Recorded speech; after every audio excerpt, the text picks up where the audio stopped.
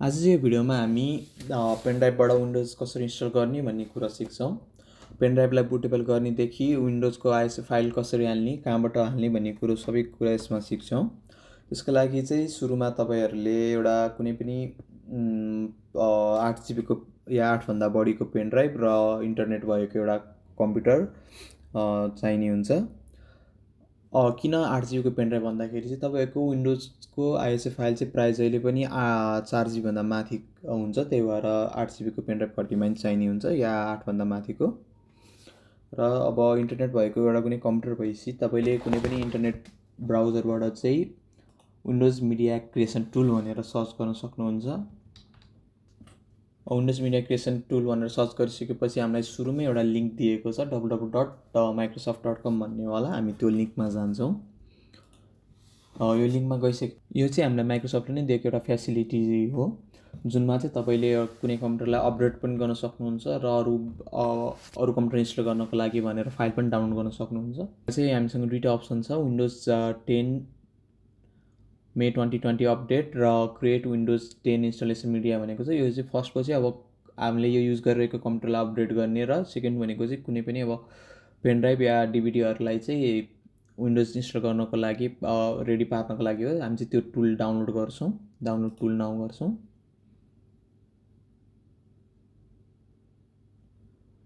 यहाँ tool download गरिसकेपछि टुललाई so in folder गर्छौँ। यसलाई चाहिँ हामी कट या कपी गरेर हाम्रो पेनड्राइभमा लगेर राख्छौँ।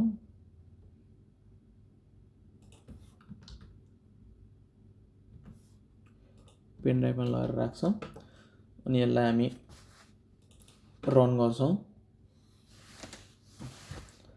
रन गरेपछि यस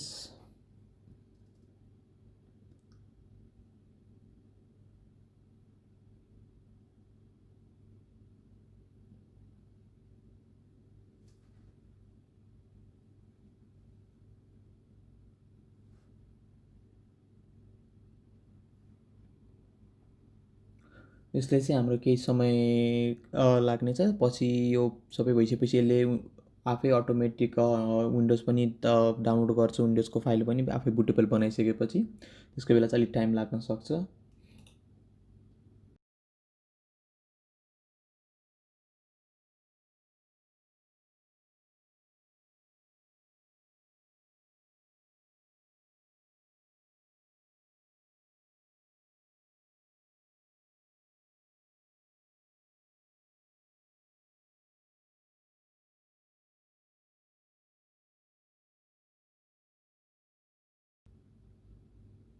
हामीले नेक्स्ट गरिसकेपछि हामीलाई यहाँ दुईवटा अप्सन दिइरहेको छ। हामी के गर्न खोज्दैछौँ, यो कम्प्युटरलाई नै अपग्रेड गर्न खोज्दैछौँ या क्रिएट इन्स्टलेसन मिडिया भनेको चाहिँ कुनै पनि डिभिडी या पेनड्राइभलाई चाहिँ बुटेबल बनाएर अरू कम्प्युटरमा या यही कम्प्युटरमा फेरि हाल्नको लागि बनाउन खोज्दैछौँ भन्ने अप्सन दिइरहेको छ। हामी चाहिँ यो सेकेन्ड अप्सनमा क्लिक गर्छौँ र नेक्स्ट गरेपछि चाहिँ हामीलाई यहाँ ल्याङ्ग्वेजहरू एडिसनहरू दिइरहेको छ। अब यो चाहिँ अटोमेटिक राखिसकेको भइरहेको छ।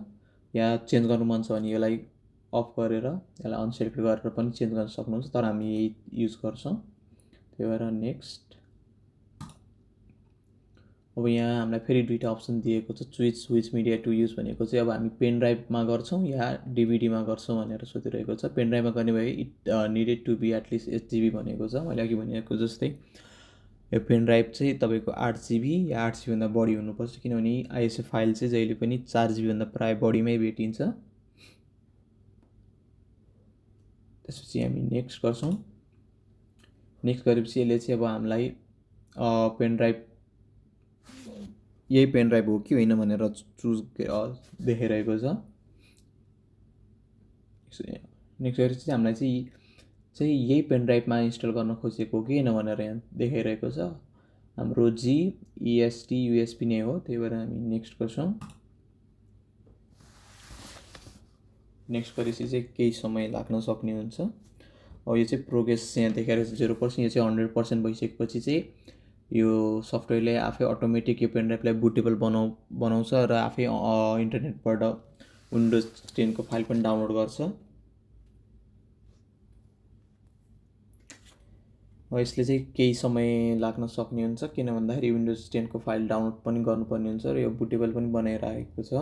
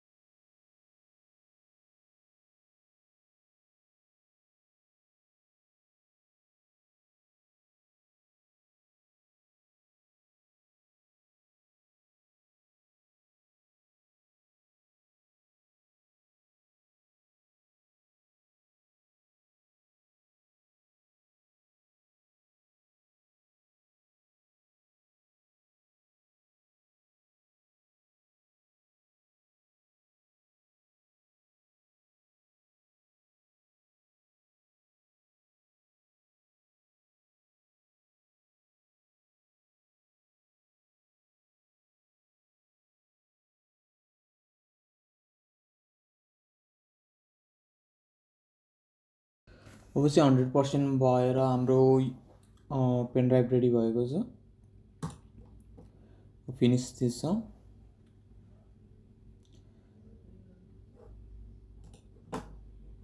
एकचोटि फेरि पेन ड्राइभ चाहिँ हामी एकचोटि फेरि चेक गर्छौँ। सबै हाम्रो यो विन्डोजको फाइलहरू र यो पेन ड्राइभ बुटेबल भइसकेको छ। अब यो पेन ड्राइभलाई चाहिँ हामीले इन्स्टलको लागि युज गर्न सक्छौँ। अब चाहिँ पेन ड्राइभ बुटेबल भएर विन्डोज भइसकेपछि चाहिँ तपाईँले जुन कम्प्युटरमा विन्डोज इन्स्टल गर्ने हो त्यो कम्प्युटरमा विन्डोज हालेर कम्प्युटर स्टार्ट खोलिरहेको छ भने रिस्टार्ट गर्नुपर्ने हुन्छ। यसरी प्रेस एनी की भनेपछि चाहिँ कुनै एउटा की थिच्नु सक्नुहुन्छ। त्यसपछि चाहिँ यहाँ विन्डोजको स्क्रिन देखाएर तल प्रोसेसिङ देखिरहेको हुन्छ।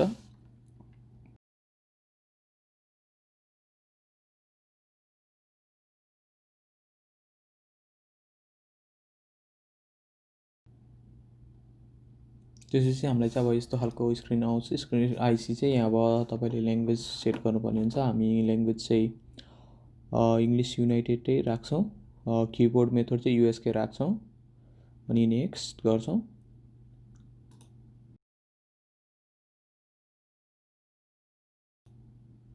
नेक्स्ट गरेपछि चाहिँ अब हामी विन्डोज इन्स्टल नाउ गर्छौँ। अब यसले चाहिँ सेटअप स्टार्ट गरिरहेको छ। हामीसँग एक्टिभेसन कोड पनि छैन, त्यही भएर हामी आई डोन्ट हेभ एनी भन्नेमा क्लिक गरेर अगाडि बढ्छौँ। यो भइसकेपछि चाहिँ अब हामीले अप्सन दिइरहेको छ हामीलाई चाहिँ कुन चाहिँ विन्डोज 10 हाल्ने हो त। Windows 10 home, windows 10 home and windows 10 education, windows 10 pro. यो चाहिँ तपाईँले अब आफूलाई कस्तो खालको विन्डोज हाल्नु मन छ नि, अहिले आफ्नो एउटा फङ्सनहरू हुन्छ, यसमा हरेककोमा एक एउटा आफ्नो छुट्टै फङ्सनहरू हुन्छ, त्यही भएर तपाईँलाई कस्तो खालको चाहिएको छ त्यो फङ्सन अनुसार एउटा विन्डोज छानेर इन्स्टल गर्न सक्नुहुन्छ। म चाहिँ आज प्रो इन्स्टल गर्छु। प्रो गरेर सेट गरेर नेक्स्ट गर्नुहोस्। नेक्स्ट गरेपछि लाइसेन्स टर्मलाई एक्सेप्ट गर्ने अनि नेक्स्ट। अब यहाँ चाहिँ दुईवटा अप्सन दिइरहेको छ, दुईवटा अप्सन छ, एउटा अपग्रेड एउटा चाहिँ कस्टम। भने अपग्रेड भनेको चाहिँ कुनै पनि विन्डोज छ भने त्यो विन्डोजलाई अपग्रेड गर्ने भनेको विन्डोज 8 छ, 8बाट 10मा लानुहुन्छ या 10बाट 8मा लानुहुन्छ भने त्यस्तोको लागि चाहिँ हो यो। अब होइन केही गरी पुरै विन्डोज हटाएर अर्को हाल्नु छ भने चाहिँ हामी कस्टम गर्नुपर्ने हुन्छ, त्यही भएर हामी चाहिँ कस्टम गर्छ। हाम्रो चाहिँ नयाँ विन्डोज इन्स्टल गर्न लागेको भएर कस्टम गरेपछि यो चाहिँ अब हाम्रो हार्ड डिस्क एलोकेसन भयो। तपाईँले यसलाई हार्ड डिस्कलाई अझै नयाँ नयाँ पार्टिसन गर्नुहुन्छ, जस्तै local disk C, D, E भनेर छुट्टा छुट्टै जिबीहरूको बनाउनु मन लाग्यो भने चाहिँ न्यूमा गएर क्लिक गरेर तपाईँले पार्टिसन गर्न सक्नुहुन्छ। यहाँ चाहिँ MB दिइरहेको छ, तपाईँले जति जिबी चाहिन्छ त्यसलाई MBमा कन्भर्ट गरेर त्यति नम्बर हालेर एप्लाई गर्नुपर्ने हुन्छ।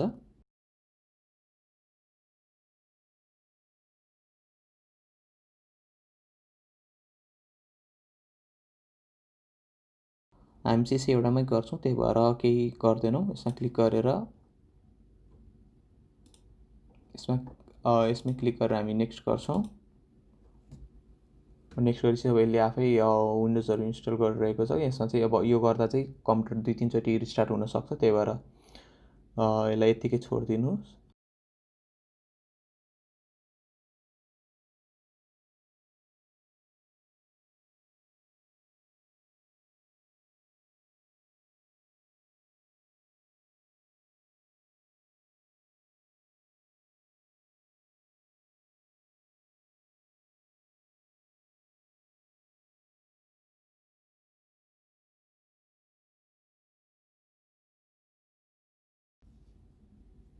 इन्स्टलेसन चाहिँ अब कम्प्लिट भइसकेको छ। अब चाहिँ केही कुराहरू कन्फिगर गर्न मात्र बाँकी छ।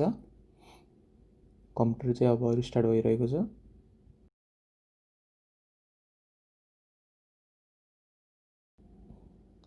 यो कन्फिगर गर्दाखेरि चाहिँ तपाईँले केही गरी कम्प्युटर इन्टरनेट कनेक्ट गर्नु भएको छ भने चाहिँ इन्टरनेट कनेक्ट छुट्याइदिनु न चाहिँ अलिक बेस्ट हुन्छ। किन भन्दाखेरि यस केही गरी इन्टरनेट अलरेडी कनेक्ट छ भने चाहिँ यसले चाहिँ अटोमेटिक इन्टरनेटको थ्रुबाट आफै कन्फिगर हुन खोज्छ र त्यो गर्दा चाहिँ हामीले आफूलाई मन चाहे जसरी कन्फिगर गर्न मिल्दैन। त्यो भएको कारणले चाहिँ तपाईँले इन्टरनेट छुट्याएर आफ्नो हिसाबले कन्फिगर गर्ने अनि लास्टमा गएर चाहिँ कन्फिगर भइसकेपछि इन्टरनेट जोड्न सक्नुहुन्छ।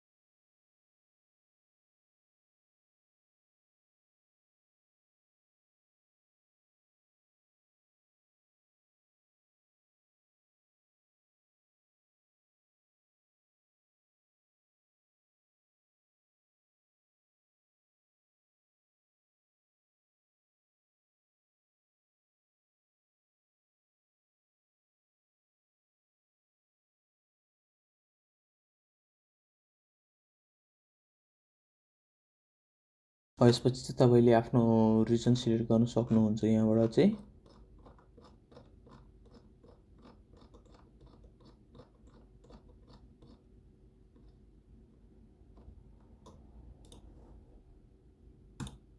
त्यसपछि यस रिजन सिलेक्ट गरेर यस क्लिक गर्नुहोस्।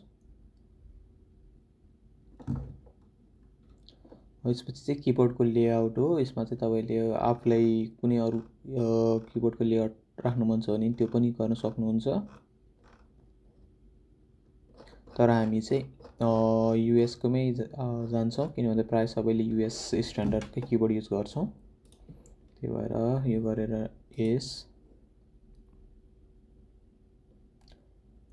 यसमा चाहिँ तपाईँले अर्को सेकेन्ड किबोर्ड लेआउट पनि राख्न सक्नुहुन्छ। आफूलाई अब कहिलेकाहीँ अरू किबोर्डको लेआउटहरू युज गर्नु मन छ भने त्यो किबोर्डको लेआउट पनि राख्न सक्नुहुन्छ। तर हामी चाहिँ अहिले राख्दैनौँ। स्केप।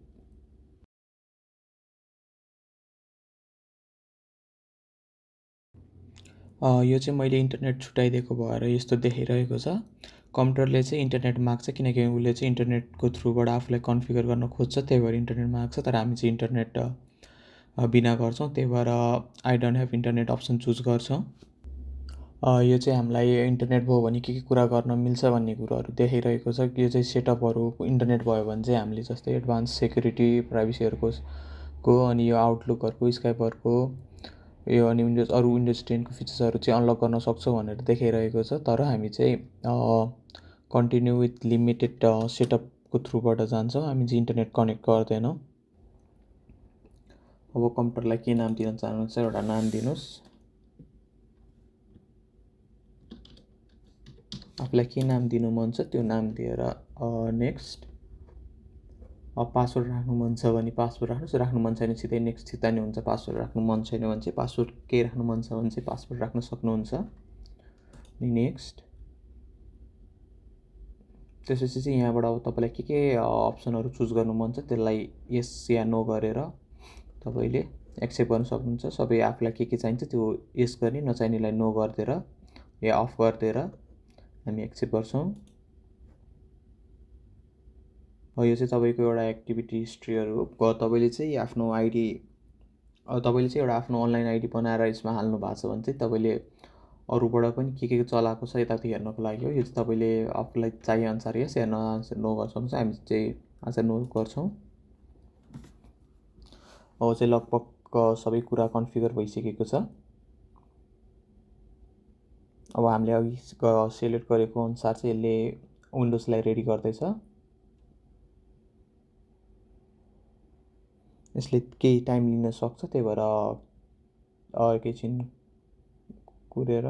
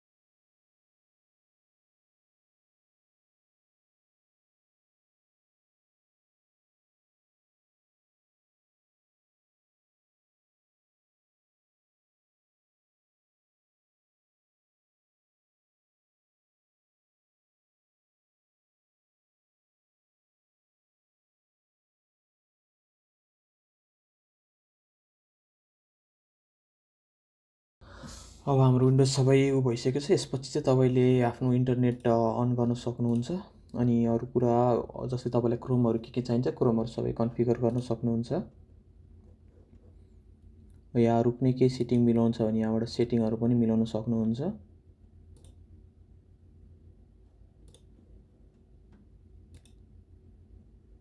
तपाईँलाई अब के पासवर्ड राख्नु मन छ, के चलाउनु मन छ भने सेटिङमा गएर तपाईँलाई के सेटिङ चलाउनु मन छ यहाँबाट अरू आफूलाई मन चाहे सेटिङहरू चाहिँ मिलाउन सक्नुहुन्छ।